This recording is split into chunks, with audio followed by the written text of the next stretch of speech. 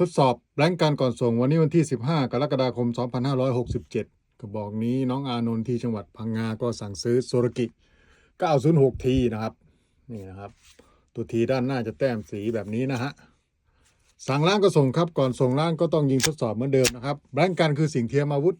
ผู้ซื้อจะต้องมีอายุ20 ปีขึ้นไปและต้องใช้บัตรประชาชนซื้อตามคำสั่งของกรมการปกครองนะครับนี่นะครับเข้าเสียแล้วเหนี่ยวไกลไม่ได้นะมีกระสุนนะครับกดเซฟ3 นัดรวดสนใจก็ทักมาได้ครับที่ร้านก็ยังพอมีอยู่สีนี้นะครับในราคา 7,300 บาทแถมกระสุน50 นัดครับผม